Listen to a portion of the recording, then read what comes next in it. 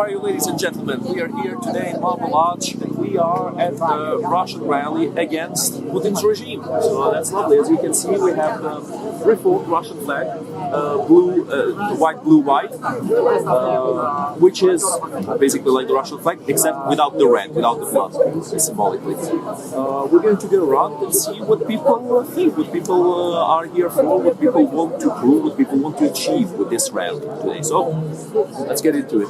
Hey guys, sorry, do you mind to answer a question about the rally today? Yeah, so today we're here in this rally against the war, right? Against the regime in Russia, Putin's regime. Who do you guys think could be the new president of Russia if Putin is removed? Unfortunately, one of the reasons I'm here today personally is that one of the worst things Putin did to Russia is that we have no idea who could be after him, because if he dies or just stops being president for any other reason, Russia's going to be still in a very bad condition, and it's going to be really tough to decide on a new president because we'll be too busy with rebuilding the country. So yeah, that's one of the reasons why we're here today.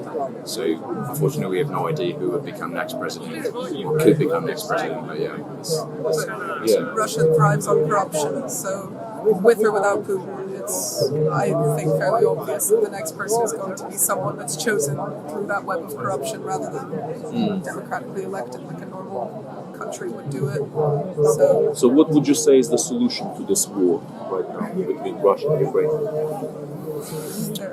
definitely not doing nothing. That's a good point. That's well said. Yeah. I think there's no one can predict what's in sight with the presidency, with the war, and it's all people can really do is show up to rallies, show support, donate to Ukrainian forces and Ukrainian charities where they can, and just hope that it ends somehow. But I don't think anybody has any clear idea when it will end, how it will end, who's victory. All we can do is hope that it ends with Ukraine's victory and with democracy restored. So obviously you guys are supporters of reforms in Russia, right? The government changing, something new, something more democratic, something more, and therefore represents the people a bit more, right? But if the war, let's say that the war ended, that Russia retreats from Ukraine, do you think that they should give back all the regions to Ukraine pre-2014 invasion, or is there some negotiation about that regard that you guys think should be had?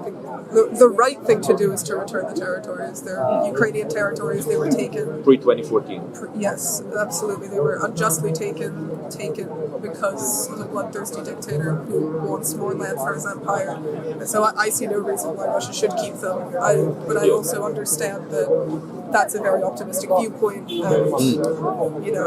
if this war does end, I think it will end through some form of negotiation. And I don't know how realistic it is to hope for a complete return of the LPR and the DPR. So I would hope that that's the case, but I don't know to what extent I can see a world where that happens. And do you guys think that after, let's say that the rosy outcome comes by, that the war ends and the regions are returned to Ukraine, do you think there should be some kind of reparations that Russia pays to Ukraine, or do you think that needs to be negotiated, or not really? It needs to be negotiated what specifically Russia does to Ukraine, apart from returning the regions and the cities or whatever. But I think sorry to interrupt. You mean it needs to be negotiated which regions are given, or all the regions that were taken should be given back. And I think what needs to be negotiated is how future Russia can help Ukraine rebuild themselves after what previous Russia did to them.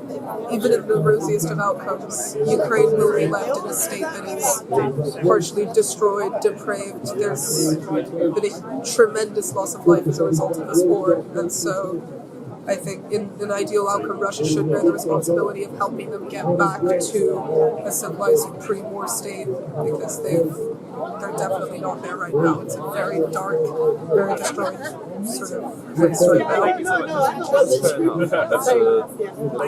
now. Thank you very much for answering the questions, guys. Thank you.